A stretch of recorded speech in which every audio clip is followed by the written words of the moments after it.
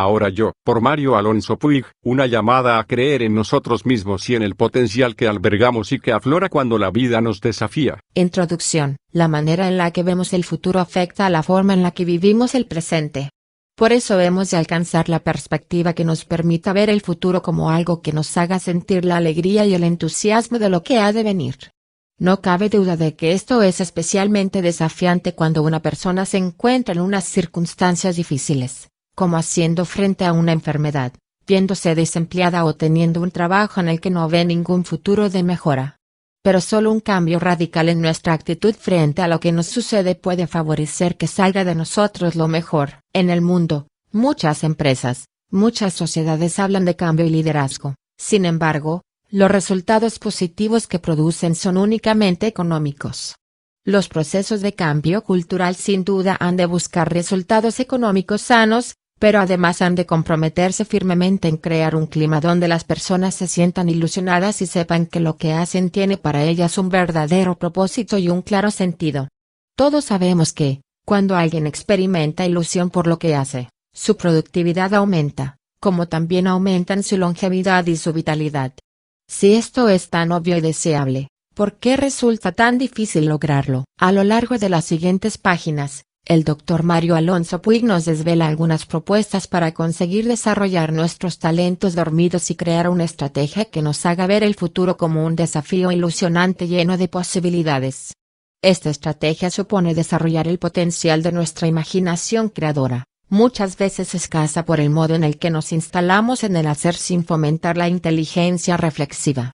Supone, además, vencer el miedo y las creencias limitantes que provocan que no podamos actuar de una manera diferente a la que estamos acostumbrados. Utilizando el símil del ser humano como máquina biológica altamente sofisticada y haciendo uso de nuestra libertad interior, Alonso Puig propone que creemos un horizonte nuevo y abramos el espacio apropiado en el que emerjan el ser y la conciencia que definen nuestra esencia como seres humanos. Inventando el futuro. La imaginación es una de las facultades más sobresalientes que tiene el ser humano y ha estado presente a lo largo de toda nuestra historia. Desde el primer hombre que hace 2,5 millones de años miró una simple piedra y la vio como una posible arma para cazar y defenderse, hasta las grandes construcciones e inventos del mundo actual. La imaginación es, junto con la motivación, uno de los ingredientes básicos del proceso creativo y evolutivo de nuestra especie. Cualquier artefacto creado por el hombre precisó inicialmente de la puesta en marcha de su imaginación. En cualquier momento en el que cerramos los ojos e imaginamos el olor de una rosa o la vista del mar, estamos utilizando nuestros sentidos internos. Estos sentidos no existirían si no tuviéramos imaginación. Sin embargo, de una capacidad tan potente que Albert Einstein la consideraba más importante que el conocimiento. Las personas en general hacemos un uso muy pobre. Muchas personas están muy habituadas solo a hacer y hacer, a producir y producir. Esta es la dimensión del homo faber, del hombre que hace, que produce y que no deja espacio alguno para pensar, para reflexionar, para investigar por dónde hay que ir. En la soledad, el silencio y la reflexión es donde muchas veces surge el acto del descubrimiento y la creación. Ocasionalmente nos ocurre que, cuando buscamos la quietud, el silencio y la reflexión, empezamos a sentirnos inquietos e incluso culpables por tener la sensación de no estar aprovechando más eficientemente el tiempo, con el poco que tenemos. Es como si nos preguntáramos, ¿para qué voy a parar con todo lo que tengo que hacer? Esta situación refleja dos cosas. La primera es que cualquier espacio de quietud, silencio y reflexión es un espacio que está situado completamente fuera de nuestra zona de comodidad, de lo que a veces se denomina nuestra caja. Lo segundo que revela es que, aunque tengamos la intención de explorar ese espacio fuera de la caja,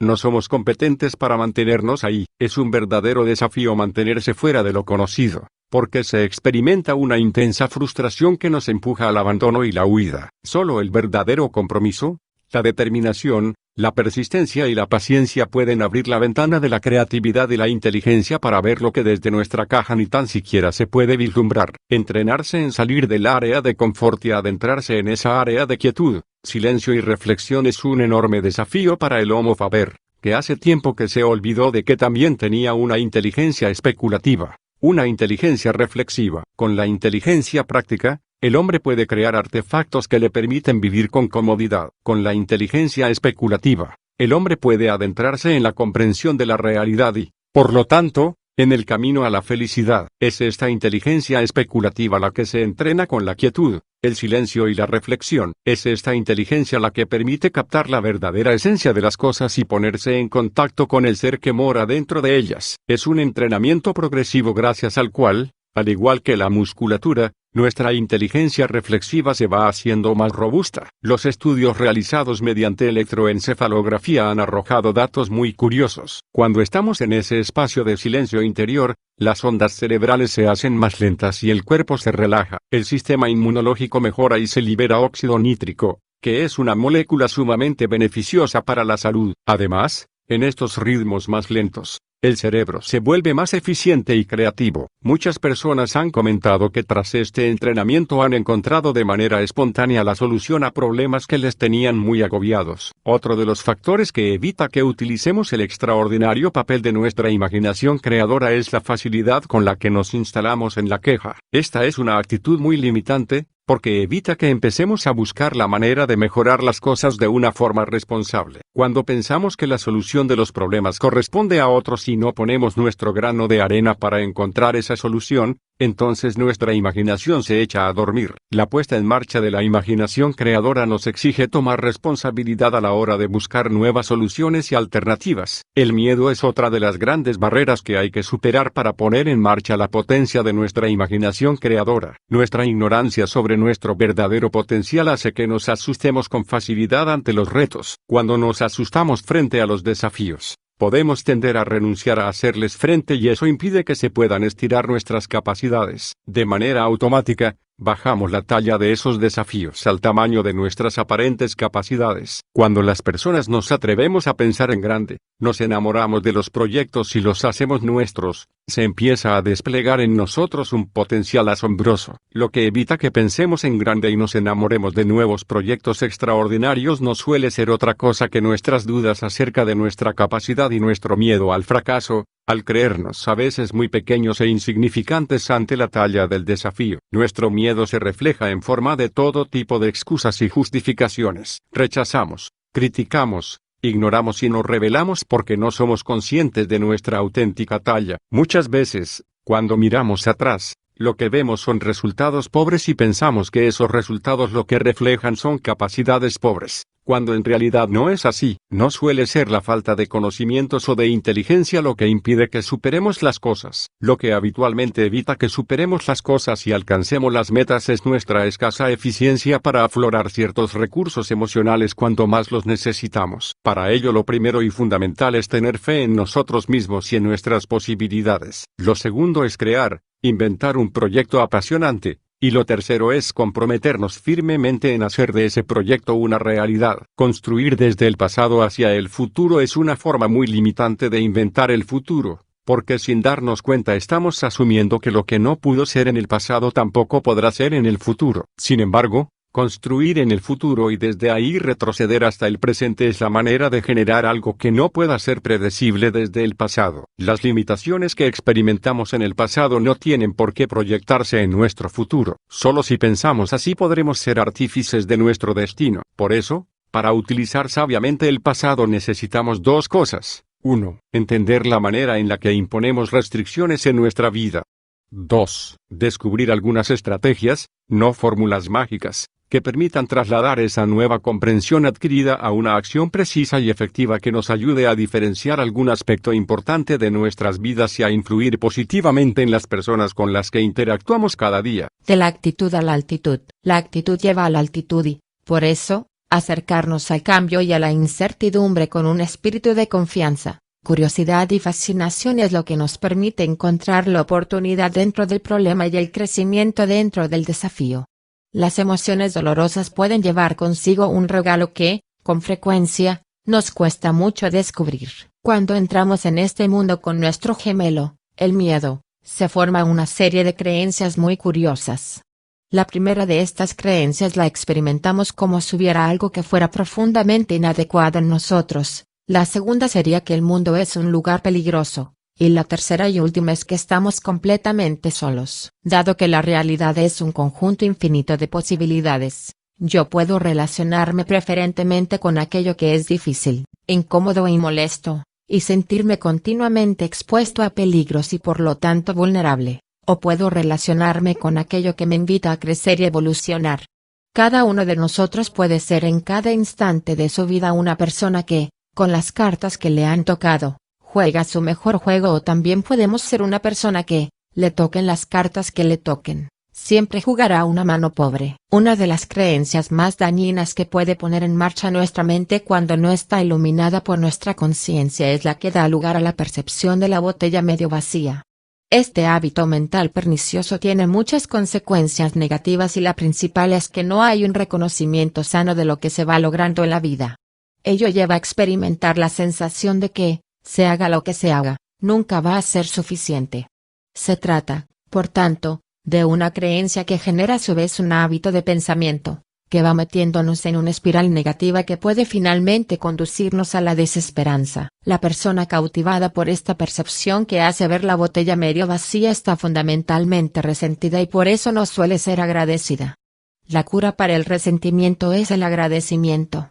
Pero, si reflexionamos un poco, ¿de qué va a estar agradecida esa persona, si la botella que ve está siempre medio vacía? No hay límite para el nivel de insatisfacción al que puede llevar esta tendencia, porque estas personas siempre se están comparando con aquellas que tienen más que ellas y todos sabemos que, llevada al extremo, esto nunca tiene fin. Hasta un yate de lujo puede tener siempre un metro más de eslora. Cuando intentamos cubrir con lo que hacemos la sensación de deficiencia de lo que somos, no hay forma de tener éxito. No pensemos que ver la botella medio vacía es el camino para superarse, porque no lo es. Es cierto que, al comienzo, es un buen acicate para conseguir las cosas, pero con el tiempo uno se acaba agotando hasta darse por vencido. La visión de la botella medio vacía no lleva al logro sostenido y mucho menos al disfrute mientras se actúa. Convencida de que no triunfará, la persona no hace verdaderos esfuerzos transformadores ni mantiene el ánimo elevado, confiando en que está creciendo y evolucionando como ser humano. Encontrar una salida es algo muy diferente de encontrar una solución. Por eso, cuando se producen en nosotros reacciones emocionales y psicológicas que hacen que no pensemos con claridad y que nos sintamos tensos y perdidos, es porque se han activado creencias internas limitantes. Por eso, esto nos da una gran oportunidad, la de hacernos una pregunta: ¿qué creencia limitante está aflorando para tener una reacción tan intensa? Es el momento para hacer un gran avance en el propio autoconocimiento. Todo proceso de reinvención es un proceso de superación de uno mismo. Cuando nos sobrepasamos a nosotros mismos es cuando empezamos a darnos cuenta de que la visión que teníamos sobre lo que éramos capaces de hacer y lo que no era muy limitada. A lo largo de nuestras vidas también se han ido plantando en el rico jardín de nuestra mente algunas semillas de esclavitud. Los sembradores han ido esparciendo en nuestras mentes, desde su propia ignorancia y su voluntad de dominio, ideas sobre nuestra insuficiencia y nuestra incapacidad, y nosotros hemos hecho estas semillas nuestras. No es momento de culpar a nadie, porque eso nos coloca inmediatamente en una posición de víctima y de justificar las desgracias de nuestra vida porque alguien las causó. Es tiempo de tomar responsabilidad sobre las cosas. Si no lo hacemos, estamos admitiendo que no somos libres. El hombre como máquina. Posiblemente, pocas personas tienen realmente una idea clara de hacia dónde y hasta dónde evolucionarán las máquinas en el futuro. Muchos de nosotros tal vez hayamos visto películas de ciencia ficción en las que aparecen máquinas de aspecto humano que parecen tener muchos puntos en común con nosotros. En países muy evolucionados en robótica, como podría ser Japón, se estudia el impacto que tienen los robots de aspecto humano entre la población. Sabemos que a muchas personas les inquieta ver máquinas que se parecen tanto a nosotros. Muchas personas aceptan que podrían crearse máquinas muy inteligentes, pero que carecerían de emociones y también de libertad interior. ¿Y si las máquinas estuvieran más cerca de nosotros de lo que imaginamos? ¿Y si nosotros actuáramos muchas veces como si solo fuéramos máquinas muy sofisticadas a las que ni siquiera se les pasara por la cabeza que lo son? Para ahondar en este curioso asunto, tenemos que reflexionar sobre un aspecto fundamental, el de la libertad interior del hombre. Siempre ha existido una gran controversia acerca de si el hombre es realmente libre o no. El hombre sí tiene libertad interior. Lo que ocurre es que muchas veces no actúa como si fuera realmente libre. Cuando hablamos de libertad no nos estamos refiriendo a la libertad operativa, que es la que nos permite hacer lo que queremos, sino a la libertad interior, que es la que nos lleva a hacer lo que debemos. Es esta libertad la que, por ejemplo, nos permite elegir lo que es ético y lo que no lo es. Es también la que nos permite hacer lo correcto, aunque no sea cómodo ni nos beneficiemos de ello. Nelson Mandela estuvo físicamente encerrado más de un cuarto de siglo en Robben Island y, por lo tanto, no era libre para salir de su prisión y volver a su casa. Sin embargo, él sí fue libre para decidir cómo quería relacionarse con sus circunstancias. Él no solo decidió no odiar, sino que además decidió buscar cómo reconciliar a aquellos que someten con los que se encuentran sometidos. Nelson Mandela actuó, por tanto, como un ser sin libertad operativa, pero con libertad interior. Él demostró no con sus palabras, sino con su vida, que nuestra biografía no tiene por qué ser nuestro destino. En aquellas personas que reclaman su libertad interior, su pasado no predice su futuro, precisamente porque su futuro lo van creando a partir de las decisiones que eligen tomar en el presente. Son estas decisiones las que van conformando nuestro destino, sin darnos cuenta, ante determinados desencadenantes externos o internos. Todos nosotros podemos quedar atrapados en una dimensión puramente biológica y fundamentalmente instintiva. Igual que la conducta de los animales la dirigen sus instintos, cuando estamos anclados exclusivamente en el plano biológico y nos olvidamos del plano de los valores, de los principios y del verdadero sentido de la vida, entonces nuestro comportamiento se convierte en una serie de reacciones automáticas. Es como si ya solo fuéramos simples máquinas biológicas, eso sí, muy sofisticadas. Seríamos como robots de aspecto humano, pero que no tienen verdadera libertad interior, porque lo que mueve sus decisiones no es la libre elección, sino su propia programación. Cuando renunciamos a la faceta espiritual, a la faceta trascendente en nuestra vida, esa que nos conecta con los demás y con la naturaleza, nos movemos únicamente en el plano biológico. Cuando estamos solo situados en este plano, lo único que dirige nuestra vida es buscar el placer y huir del dolor. Estas son las reacciones características de esa máquina biológica ultra sofisticada que somos. Cuando solamente nos movemos en este plano biológico, nos comportamos como robots y todo lo que pensamos, sentimos, decimos o hacemos son puras reacciones automáticas, aunque no seamos conscientes de ello. Por eso, cuando prescindimos de esa dimensión de nuestra humanidad, de forma automática nos sentimos profundamente separados de los demás e incluso amenazados por ellos. Desde la dimensión de máquina biológica, los demás no cuentan, porque cuando uno se siente amenazado, solo cuenta él mismo. Nos creamos por ello una especie de armadura que nos permite esconder nuestra percepción de vulnerabilidad. Sin embargo,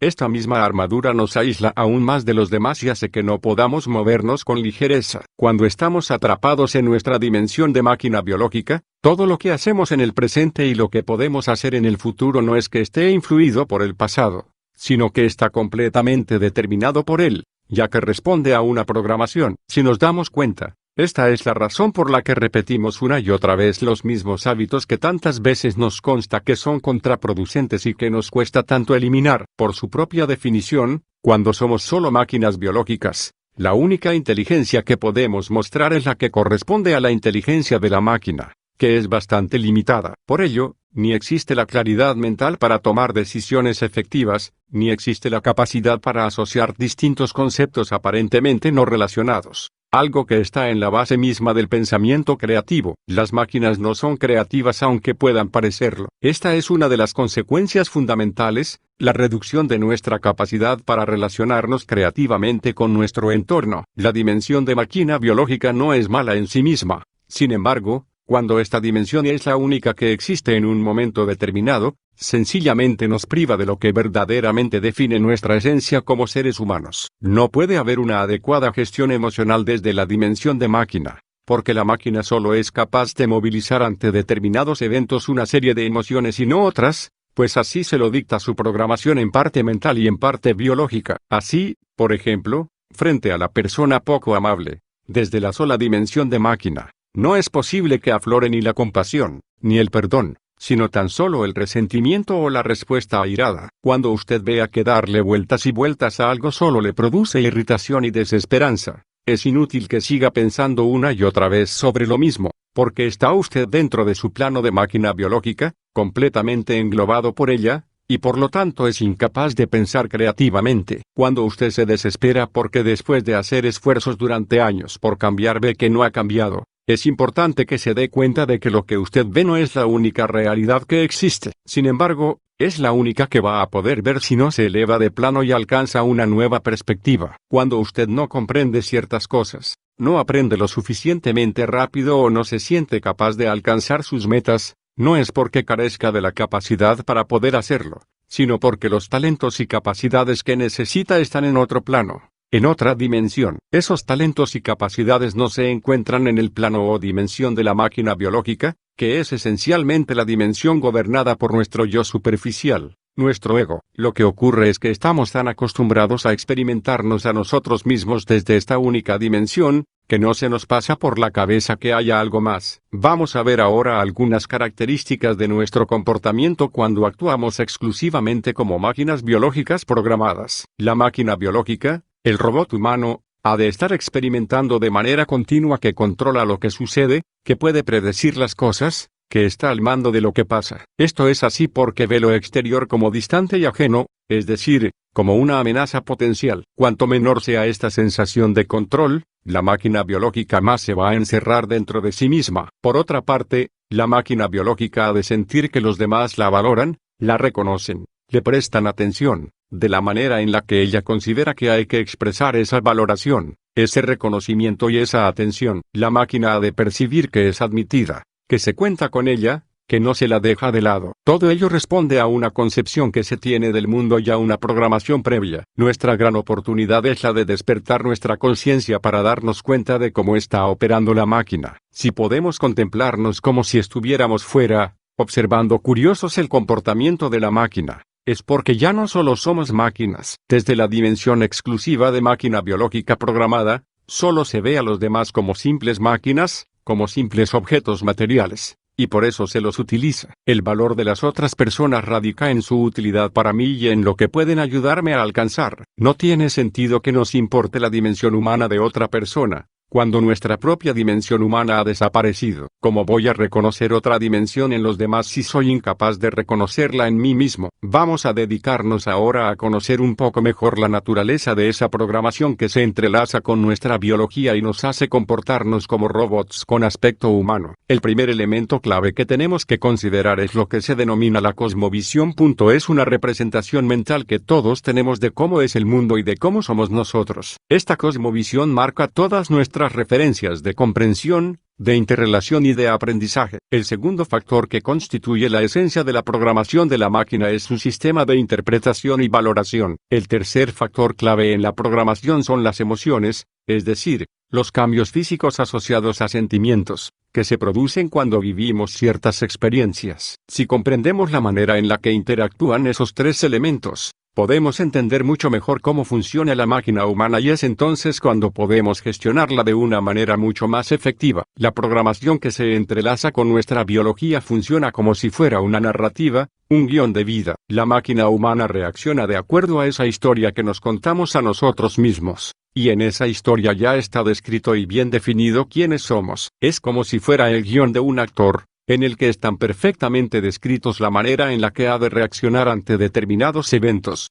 la forma en la que ha de pensar en relación con ciertas cosas y lo que tiene que sentir cuando viva ciertas experiencias. El problema es que a este actor se le olvida que tan solo está representando un guión, una narrativa, un papel. Para este actor que olvida que solo está representando un papel, pedirle que salga de su papel es como pedirle que vaya más allá de lo que le parece posible. Sin embargo, si no lo hace, nunca sabrá que él es mucho más que el papel que está representando. Lo que nos priva de ser felices no es la propia vida, sino que muchas veces, en el papel que estamos representando, la felicidad no existe ni tan siquiera como una posibilidad. Un horizonte nuevo. No podemos despertar nuestra conciencia, nuestra alma, a voluntad. Lo único que podemos hacer, y ya es mucho, es reconocer con humildad que muchas veces vamos por la vida como si estuviéramos dormidos. Es a partir de aquí cuando podemos poner las condiciones adecuadas para que se produzca ese despertar. Cuando el alma despierta de su sueño, descubre que es la propia dimensión de máquina la que la tenía dormida. Quien se cree despierto jamás se planteará la necesidad de despertar, porque simplemente resultaría absurdo. Cuando Marianne Williamson dice que el ser humano no tiene miedo a su oscuridad, sino a su luz, sus palabras contienen un gran sentido. Desde la dimensión de hombre-máquina, lo único a lo que se puede tener miedo es a que despierte el alma, la conciencia, porque eso implica que la máquina ha de ponerse de inmediato al servicio de la conciencia. Solo cuando nuestra alma despierta vemos las cosas de otra forma porque ahora somos distintos. Las dos palabras clave para crear un horizonte nuevo son fe y compromiso. Solo la plena convicción de que se puede crear una nueva realidad puede llevarnos a superar toda duda y escepticismo. Nadie va a embarcarse en el proceso de crear una nueva realidad si no se cree que ello pueda ser posible. Solo del creer pueden hacer un crear.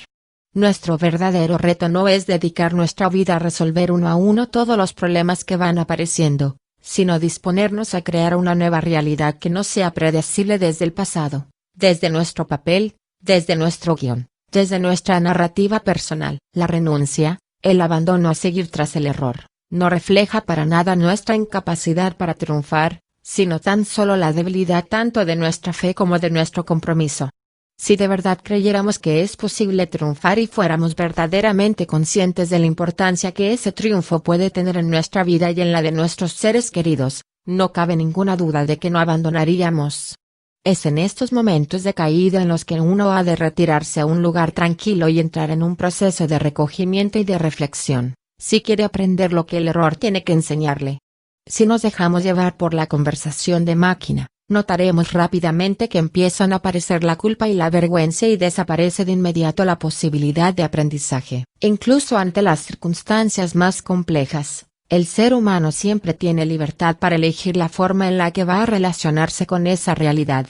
Cuando cambiamos el tipo de relación que establecemos con la realidad, cambia por completo la forma en la que esa realidad nos afecta. Cuando se ve algo como un reto y no como un problema, se movilizan energías radicalmente diferentes y uno se acerca a dicho reto con ilusión y entusiasmo. La ilusión y el entusiasmo hacen que nuestra inteligencia, nuestra memoria, nuestra imaginación y nuestra voluntad se muevan en un plano de actuación totalmente diferente de aquel en el que se mueven cuando hacemos las cosas de forma rutinaria y sin especial interés. Los recursos más valiosos de la persona no están en la dimensión de la máquina. Las grandes potencialidades del hombre están en esa otra dimensión, mucho más profunda, que es el espacio del ser.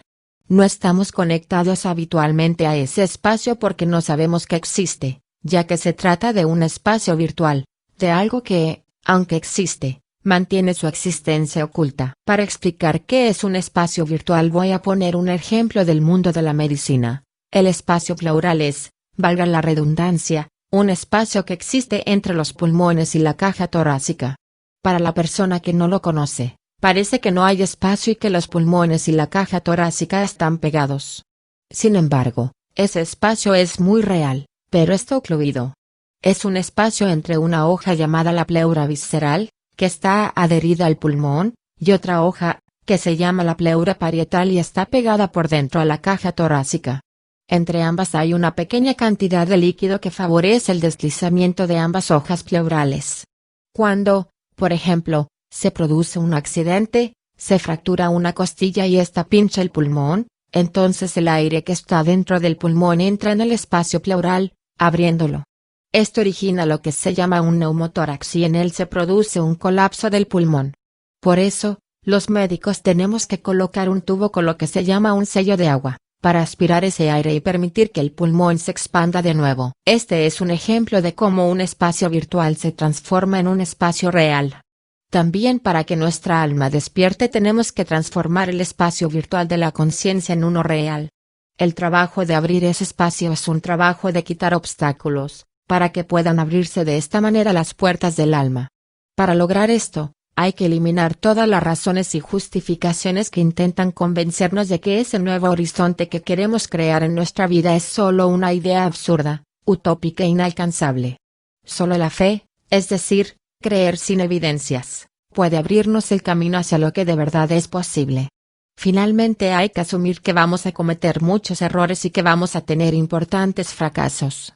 Por eso es tan importante diseñar un plan estratégico donde establezcamos el apoyo que vamos a necesitar y lo que vamos a hacer para aprender, cuando dichos fracasos se produzcan. Conclusión: la fe y el compromiso son dos aspectos que necesitamos si queremos avanzar en la consecución de una nueva realidad que nos eleve de una dimensión de máquina biológica a un espacio donde el ser y la conciencia sean protagonistas. Esta fe nos obliga a abandonar todas esas conversaciones donde nos atacamos a nosotros mismos y donde llenamos nuestro camino de dudas y desconfianza. Si cambiamos el tipo de conversaciones que tenemos con nosotros mismos, también acabaremos cambiando la realidad en la que vivimos. Es esencial recuperar esa fe, esa confianza en que nosotros podemos crear nuestra forma de relacionarnos con nuestras circunstancias. En este nuevo espacio en el que uno entra cuando se sale de su guión personal, las acciones que se toman generan resultados mucho más positivos. Cuando no consigamos nuestras metas y solo conozcamos el fracaso durante nuestro caminar, es esencial resistir, seguir adelante, no tirar la toalla. La mente es un instrumento que hay que gestionar, porque de lo contrario ella nos va a dominar. En esos difíciles momentos, es importante resistir la tendencia a enfocarse en la búsqueda de las causas que han generado resultados pobres. Lo que podríamos hacer es diferente. Lo esencial es reflexionar sobre cuál ha sido el nivel de fe y compromiso que se han mantenido cuando se emprendieron esas acciones y, también, ¿quién he sido yo como persona en aquellos momentos? Si no queremos crear una nueva realidad, está bien, pero entonces tenemos que dejar de quejarnos. Si no queremos comprometernos en generar una nueva realidad, no vale la pena enfadarse por la que hay. La transformación personal suele tener lugar después de un periodo intenso de lucha y aguante, muchas veces en medio de la confusión y el dolor. No cabe duda de que aflorar esos talentos y capacidades que todos tenemos y que no sabemos que tenemos es una gran meta. Sin embargo, es importante recordar que lo importante no está en obsesionarse con conseguir esa meta, sino en el tipo de transformación que se va obrando en nosotros a lo largo del camino. Se trata de ejercitar el músculo de la reflexión o, lo que es lo mismo, la inteligencia reflexiva, para que no nos quedemos atrapados de forma permanente en un pensamiento algorítmico, más típico de seguir mecánicamente un protocolo que de encontrar una respuesta creativa.